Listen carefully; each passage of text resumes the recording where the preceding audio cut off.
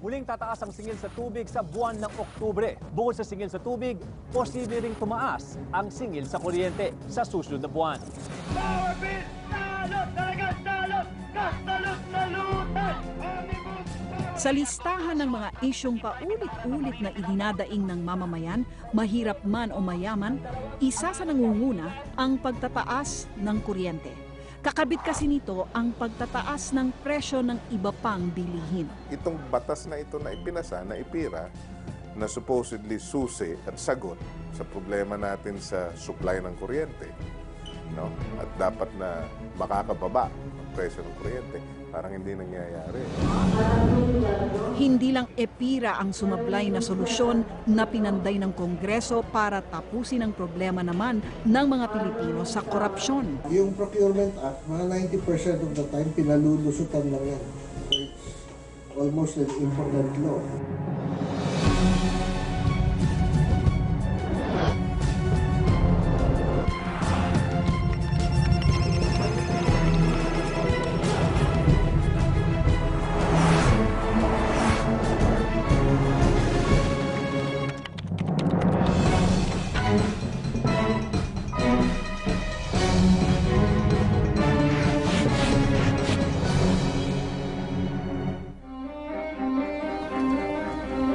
Kasabay ng mga maiinit na balitang bumubulabog sa Administrasyong Aquino ay mga isyong humihingi rin ng atensyon at tamang solusyon bago sumabog at maging higanting konsumisyon. Hindi man nakikipag-agawan sa kasalukuyang headline, ang mataas na singil ng kuryente ay parusa naman sa lahat ng kabahayan. Nilalamon nito ang malaking bahagi ng budget ng mga misis na hindi maintindihan kung bakit ganoon na lamang ang laki ng kanilang binabayarang kuryente buwan-buwan. Sa mga motorista, nakaamba naman ang isang kontratang mas malamang ay magdadala ng pasakit.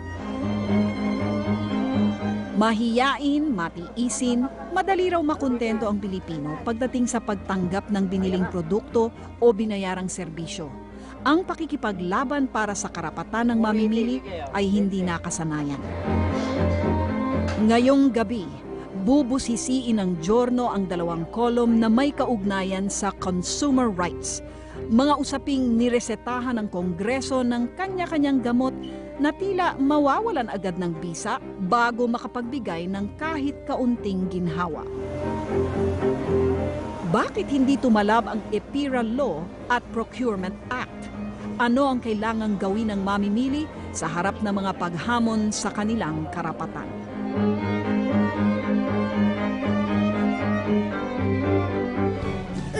Sabi ng batas, pwede nilang singilin sa atin yung system loss na yun eh. At ito ang mas masakit dyan. Ang kuryente may VAT, pati system loss may VAT. Lots of interesting developments in the power industry of late, but it leaves many people still wondering whether electricity prices will ever go down. The present situation begs the following questions. What will it take for electricity to become more affordable? And Veteranong business reporter si Marvin Tort. Kolumnista siya ngayon ng Business Mirror at tulad ng pangkaraniwang mamimili, may tanong siya na hindi masagot-sagot. Bababa pa ba ang presyo ng kuryente? Kailan? Paano? 10% ng kinikita ni Marvin ay napupunta sa pambayad ng kuryente. Mabigat daw sa bulsa. Umasa siyang bababa ang kanyang electric bill nang maipasa ang EPIRA o Power Industry Reform Act. Pero naunsami. Ang expectation dun sa batas na yun ay malulutasan yung ating problema sa elektrisidad. Magkakaroon tayo ng supply, madidistribute ng maayos ang kuryente, at sa ganang ito, based on that, bababa ang presyo. Kung talagang may pag-asa na ang presyo ng kuryente ay bababa, siguro nung araw pa nangyari na yan eh. Upang mapababa ang presyo ng kuryenteng binabayaran ng mamimili, nakasaad sa EPIRA na hahatiin ang power sector sa tatlo: generation, transmission, distribution. Sinabi din doon na gawing pribado ang mga sektor sa lalong madaling panahon. Bahagi raw ng problema ay hindi naman nagawa ang mga planong pagpapaayos ng istruktura para sa production, transmission at distribution ng kuryente. Unang-una na rito ang pagbenta ng lahat ng power plants na pag-aari ng gobyerno sa ilalim ng NAPOCOR. Inaasahan ng batas na kung ano man ang kuryente na let's say mapuproduce sa isang planta sa Luzon, pwedeng ibenta sa Visayas o sa Mindanao. Kaya yan kung buo yung tinatawag natin na transmission backbone mo. Yung kung ano man ang kuryente na pinuproduce mo sa Ilocos, for instance, wind power, pwede mong ibenta dun sa grid. At yung kuryenteng yan, pwedeng magamit yan ng mga tao kahit sa Visayas o sa Mindanao. Sa ngayon, hindi ganun ang sitwasyon. Meron pa ring degree of isolation. Iba-iba ang ginagamit ng mga power plant sa pagpaproduce ng kuryente. May langis, natural gas, coal, solar, hydroelectric o tubig, geothermal o init na sumisingaw sa lupa. Iba-iba ang gastos sa produksyon kaya iba-iba rin ang presyo ng kuryente mula sa mga power plant na sabay-sabay namang nagbebenta sa Wholesale Electricity Spot Market o WESM. Sa WESM, bumibili ang mga nagdi-distribute ng kuryente tulad ng Meralco na siyang naghahatid ng kuryente sa mga bahay-bahay. Hindi naman natin alam kung kanino nanggaling yung kuryente na yan eh. Nanggaling ba yan sa hydro? Nanggaling ba yan sa langis? Nanggaling ba yan sa coal?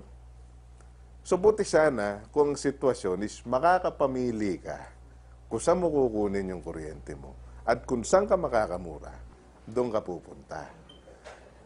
In principle, parang ganun ang gusto mangyari ng WESM. Hindi ba? Pero hindi nga ganun ang nangyayari. So, sa akin, alam mo, dapat pag-aralan uli yung batas. Ano ba talaga ang system loss? Wala raw kalaban-laban ang mamimili sa umiiral na batas. Ang kuryenteng dumadaan sa transmission line na nagdadala sa distributor ay nababawasan na pagdating sa mga bahay-bahay. Pasan pa rin ng mamimili ang nawala o nabawas na kuryente sa transmission. Yan yung tinatawag natin na system loss. The law, if I'm not mistaken, allows for less than 10% system loss. Ang masakit doon, yung tinatawag na system loss, binabayaran pa rin natin yun. Sabi ng batas, pwede nila singilin sa atin yung system loss na yun eh. At ito ang mas masakit dyan. Pag tinignan mo mabuti yung bill mo, sinuri mo, ang kuryente may VAT, pati system loss may VAT. And then lahat yan, binabayaran natin. Para na rin tayo yung mga turista na galing Hong Kong na nandun sa loob ng bus. Eh. We are hostage by the situation. Kailangan natin ng kuryente. Kung tila pinapabura ng batas ang mga namumuhunan sa power industry, ito ay dahil napakalaking pera ang kailangan para makapagpatayo ng planta ng kuryente. Para makahikayat ng investor, binibigyan sila ng insentibo o garantiya na sila ay kikita sa itatayong power plant. Makatwira naman daw ito, sabi ni Marvin. Ang tanong lang niya ay kung ano ang basehan at paano kinuwenta ng gobyerno ang ginagarantiyahang tubo. Masyado raw teknikal ang lahat para maintindihan ng ordinaryong mamimili. Kaya naman kahit laman ng balita ang naglalakihang kinita ng mga kumpanya sa power industry, mahirap daw sabihin kung kumita sila ng higit sa karapat-dapat. Hindi naman malinaw sa atin paano ba kinukompute ng mga regulators yung presyo ng kuryente na dapat na i-charge sa atin. Tulad ng Meralco, publicly listed company din yan eh. So, kailangan kaya niyang ipaliwanag doon sa mga stockholders niya, saka sa mga customers niya, kung bakit naging ganun ang kita niya. No? I would like to think na kaya nilang ipaliwanag yung kinikita nila. Pero sa taong bayan kasi, sa pananaw natin, natural, tuwing tataas ang presyo ng kuryente, tayong nahihirapan. Tayong lahat na nagbabayad niyan eh. Sinasabi sa atin ng mga distributors na, well, wag kami ang sisihin nyo dahil kami ibinebenta lang naman namin yung kuryenteng binibili namin. Sa pag-aaral ni Marvin, nadoble na ang presyo ng kuryente sa nakaraang 8 taon. Hindi niya maintindihan kung bakit nagkaganoon. Walang linaw ang regulasyon eh. Siguro malinaw sa gobyerno, siguro malinaw sa mga namamahala, no? Like ERC or the Energy Regulatory Commission. Pero ikaw, matanong ko, sa iyo ba malinaw ba kung paano pinipresyuhan ng kuryente at paano ang proseso na sinusunod ng gobyerno at ng mga namamahala ng industriya, ng mga regulators? Kung minsan napupolitika raw ang isyu ng kuryente, sa panahon ng eleksyon o krisis, nagagawang pigilin ito ng Malacanang kahit na kung sabihin ay independent ang Energy Regulatory Commission. Pinayagan kasi ng Energy Regulatory Commission ang Nangyayari ay nadidelay lang at naiipon ang power rate hike. Mas malaki na ang dagdag sa presyo oras na kumilos ang ERC. Dahil hindi naiintindihan, tinatanggap na lang daw ng ordinaryong mamamayan ang pagtataas ng presyo ng kuryente kahit labag sa kanilang kalooban.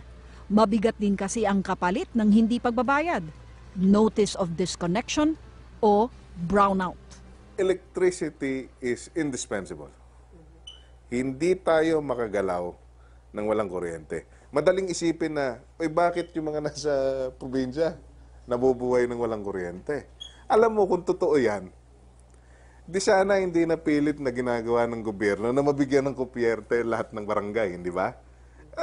Sino ba naman ang tatanggi sa serbisyong kuryente kahit ba nasa bundok ka? Mas masarap ang buhay na may kuryente. Pero babala ni Marvin, kung hindi maaayos ng gobyerno ang sitwasyon, darating ang panahon na hindi nakakayanin mismo ng ekonomiya ang pagtataas ng presyo ng kuryente. Maraming negosyo ang magsasara, lalo na yung malalakas ang konsumo ng kuryente. Pangalawa ang Pilipinas pagkatapos ng Japan sa may pinakamahal na kuryente sa Asia. Maraming malalaking business sa bansa ang naudlot o nag-alsa balutan at lumipat sa ibang bansa dahil sa mataas na power rates.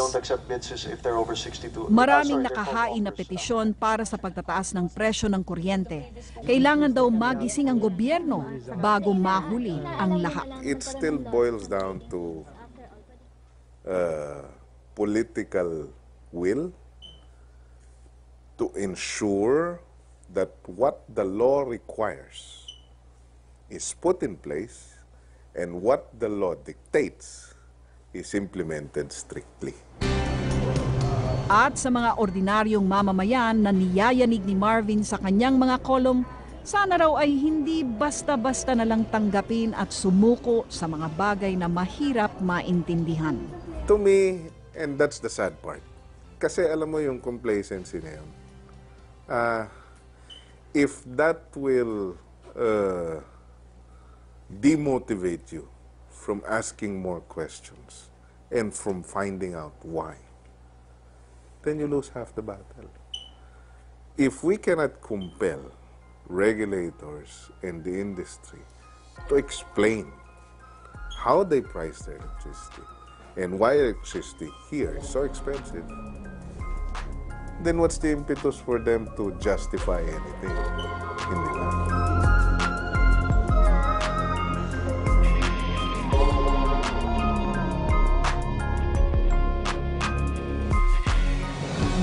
May binabayaran kang private corporation na hindi covered ng proper contract. That should not happen under the procurement law.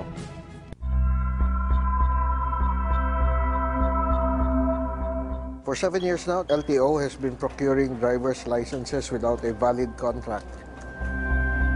Sa kanyang araw-araw na pagbabantay sa front page ng mga pahayagan at pakikinig sa radyo, natumbok ng kolumnistang si Alex Magno ang 7 taong hokus pagbabantay sa front page ng mga pahayagan at pakikinig sa radyo, natumbok ng kolumnistang si Alex Magno ang 7 taong hokus-pokus na nangyayari sa Land Transportation Office. Nagpabidding yung LTO, yung paggawa ng lisensya. Big deal ba yun na 7 taon na na-award sa isang kumpanya lang? Natapos yung kontrata nito noong 2003. Okay.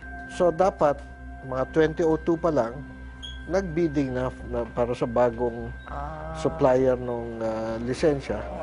Hindi ginawa yon. So, actually, hindi covered ng proper contract yung 7 years na siyang nagbebenta ng lisensya sa LTO. Paano mo nasabi yan?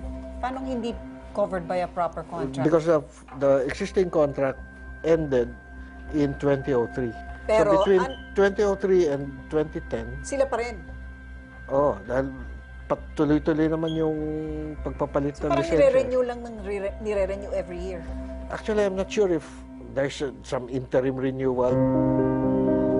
Labag daw sa RA 9184 o Procurement Act ang ginawa ng LTO. May binabayaran kang private corporation na hindi covered ng proper contract that should not happen under the procurement law. Parang nire-renew lang ng nire-renew every year. Hindi rin pwede yun under the procurement law. Kailangan may proper contract and the contract was submitted to a competitive bidding process. Amalgamated Motors Incorporated o AMPI ang matagal nang gumagawa ng plastic na driver's license na ini-issue ng LTO. Sa impormasyong nakalap ni Alex, nakasandal daw ang AMPI sa isang napakamakapangyarihang sekta na lumalaro at may malakas na impluwensya sa politika. Panahon pa raw ni Pangulong Marcos ay nakikipagnegosyo na ang AMPI sa LTO. Ayaw tukuyin ni Alex ang sektang padrino nito. Sa kwenta niya, tiba-tiba ang AMPI. Higit 3 milyong driver daw ang kumukuha ng lisensya taon-taon. Umaabot sa 500 million pesos ang perang pumapasok sa mga transaksyong ito. Sa makatwid, hindi bababa sa 3.5 billion pesos ang halaga ng mga driver's license na inimprenta ng AMPI para sa LTO na walang kontrata. Mahirap ito basta palampasin para kay Alex na isa ring propesor at businessman. Yung suki card ng Mercury mas matibay pa kaysa driver's license. Napansin ko kasi nababali sa wallet ko yung driver's license ko. SM Advantage. Siya ang pang-protect ko. Diba, meron na siyang diba, chip. Tapos yung litrato mo rito, Alex, so parang medyo ketongin ka na rito. Recent picture na yan. Dahil kamukhang-kamukha ko. Pero nabubura na siya. Oo, gaano katagal na to? Siguro mga 6-7 months.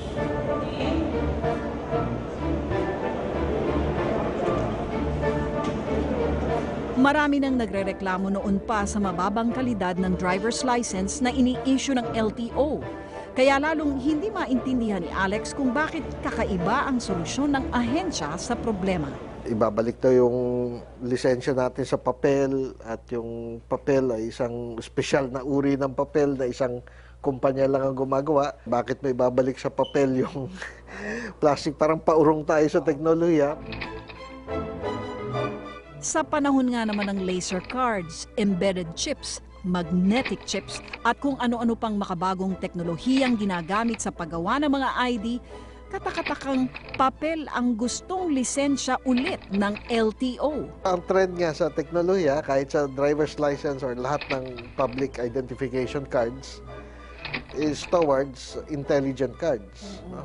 Any of the systems, pinaka-primitive na yung magnetic card, parang yung sa ATM. There's a wide horizon of new technologies na pwede.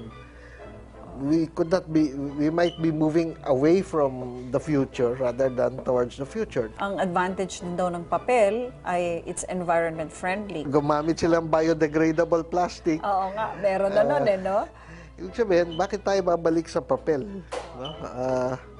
Pag naundoy tayo, di buradong lahat ng driver's license dahil papel siya. Sa takbo ng mga nangyayari sa LTO, malakas ang suspetsa ni Alex na baka mahokus-pokus na naman ang pinaplanong bidding. Ang espesyal na papel na gustong gamitin para sa mga bagong i-issue na lisensya ay gawa ng isang French company na nagsusupply sa suking contractor ng LTO. So siya na naman ang contractor. Sa Procurement Act, mga 90% of the time, pinalulusutan lang yan. So it's almost an impotent law. Yung pinaka-palasak na paraan ng paglusot dyan, ganon sa specs. Ipako mo sa specs, walang makaka. Yung pangalawang pinakamadalas na paraan, collusion. Kunyari, dalawa tayong bidder. Mag-usap na lang tayo, hakian na lang tayo, diba? Ikaw na muna kunyari. So, 200 piso yung proyekto, ang bid mo 400, ako 500, panalo ka, hatiin lang tayo sa kita. Dahil na rin sa reklamo ng ibang interesadong bidders, 2 beses nang binago ang petsa ng bidding para sa bagong supply contract ng LTO. Kung hindi mapipigilan ang balak ng LTO, tinitiyak ni Alex na lugi na naman ang mamamayan.